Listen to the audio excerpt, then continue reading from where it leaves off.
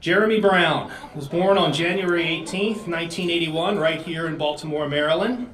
I would tell you which one of the many world-class hospitals Jeremy was born in here in Baltimore, but when I asked, he had no idea.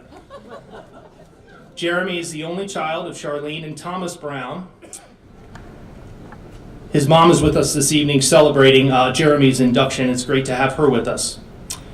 Even when mom and dad wanted to dress Jeremy like a young J.R. Ewing from Dallas, he still had baseball on his mind. If you look close enough, he's holding onto that gate. I think that's the exact way you hold a baseball in order to throw a knuckleball. Like many kids in the Baltimore area, Jeremy grew up a diehard Orioles fan. I didn't ask what his earliest recollection was of the Orioles, but I figured he was born in 1981, so I'm thinking 1987, 1988. And if you remember, the Orioles won 121 games back then. And I mean 87 and 88 combined, because we had that 0 for start in that one season. Jeremy's dad was a firefighter here in Baltimore, and occasionally Jeremy had the opportunity to visit the firehouse with his dad, playing baseball and playing on fire trucks. Pretty much Jeremy was living every boy's dream.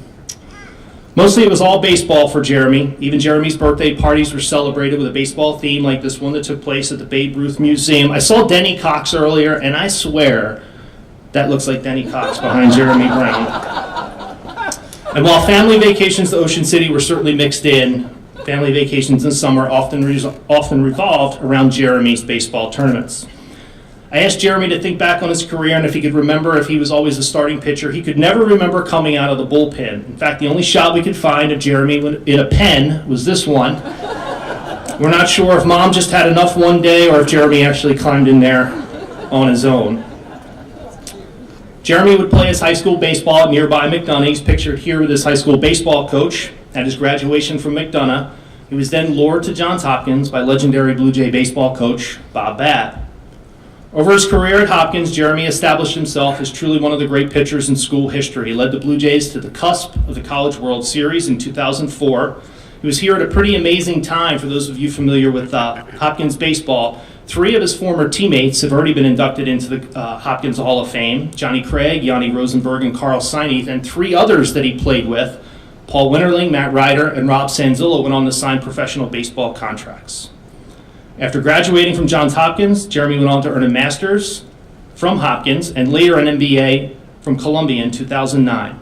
Several years ago, he started his own consulting firm, CF Healthcare Advisors in Washington, D.C. The firm has exactly 2 people, but it's pretty cool. His partner is his mom, Charlene.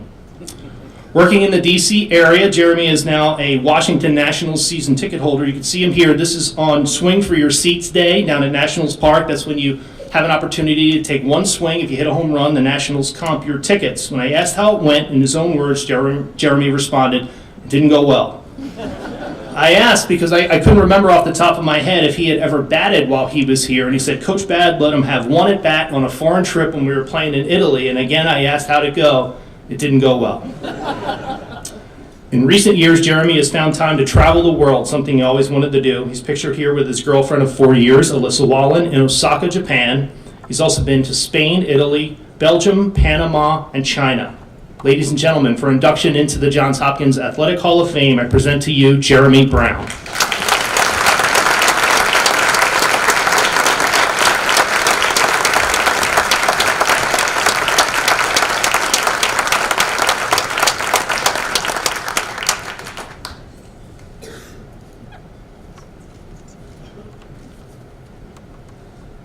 Thank you, everybody. Apparently Ernie did everything, so I'll just walk off and I'm good, right? No? Okay, so Ernie said 5 minutes, and he was very diligent about this in all the preview calls, so I'm going to try and get all this in. I hope I do. It's always amazing to be back here, especially having some time away. One of the things that sort of always impresses me about coming back is how much better everything is today than it was when I was here.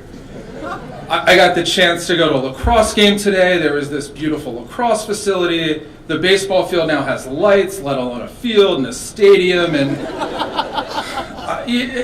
I've spent the last 24 hours looking at all these great things the athletic department has done and Blue Jays Unlimited has done to really make all of the facilities for athletes better. My 2 classmates are really just wondering where the next PJs is. now that that's gone. So there's two guys over here. If anybody knows the answer to that, they're really interested. As you saw from the pictures, sort of baseball has always been a very big part of my life. It's taught me a whole bunch of different things. Baseball really, and as Ernie kind of highlighted, has always been part of my family, but it had an interesting relationship. So for us, baseball was family. Our family always did baseball things together. I don't have fun summer vacation pics. I have weird tournaments in New Jersey that we went to. But it was part family bonding, part work, and part passion. And, my relationship, I'm very lucky with my mother, as earlier mentioned, to share my professional relationship with my mother. And it's really an amazing experience to be able to get to do that. In all fairness, she was always a great supporter of mine in my baseball endeavors, but my relationship with baseball was always a relationship with my father. My father taught me how to play baseball. He instilled a passion for me for the game and really pushed me to become the best baseball player that I could. It's very sort of amazing for me to be standing here today because I will never be in my high school Hall of Fame. I was okay. I wasn't that good. But it was this idea of hard work and constant practice that he instilled with me that made me kind of hate him as a teenager, but love him a lot later in my life when I got to see all the fruits of that labor. That really sort of made me try and want to consistently be better and consistently be the best baseball player that I could. My father unfortunately passed away in December of 2003.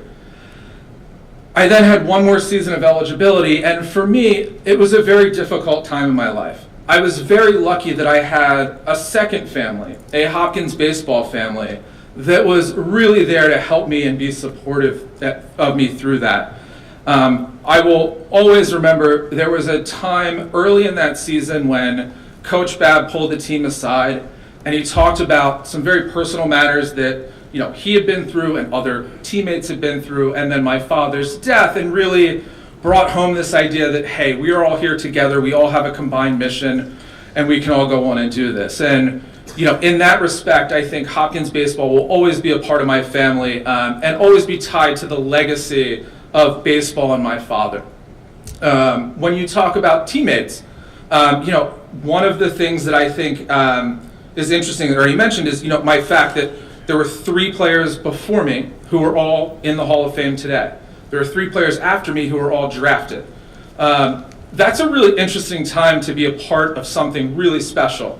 You got to really see sort of this amazing emergence of baseball from a good D3 baseball program at a sport to really a perennial top 5, top 10 program.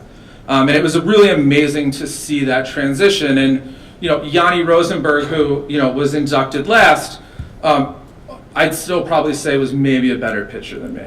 When we had to go through the sheet, Ernie said, what's one of your biggest baseball accomplishments? And I said, Yanni Rosenberg graduating.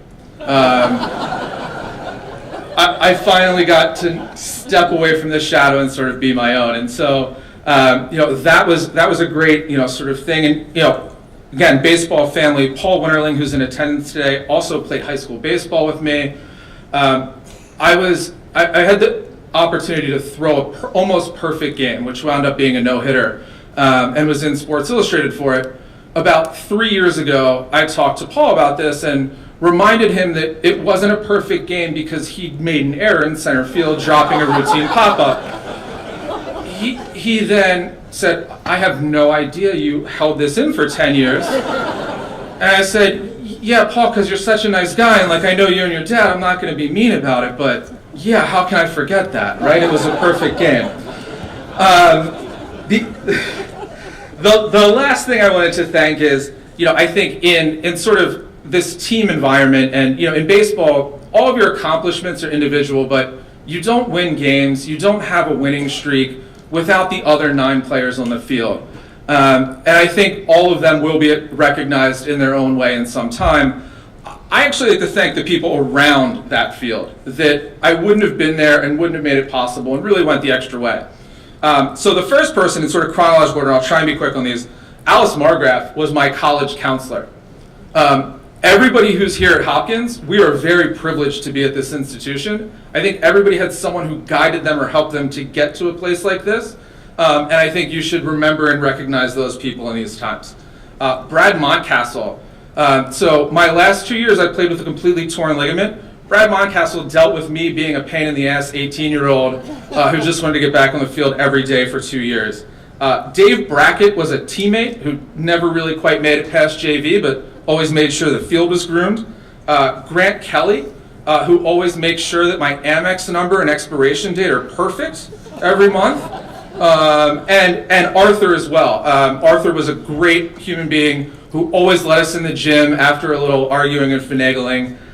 It was just a wonderful experience to see all these people come together and really sort of build what was this career. So as much as I'd like to highlight, and I'm sort of grateful for my accomplishments, all of those people that I mentioned and the many others that didn't, I really wouldn't be up here today without you. So thank you all very much.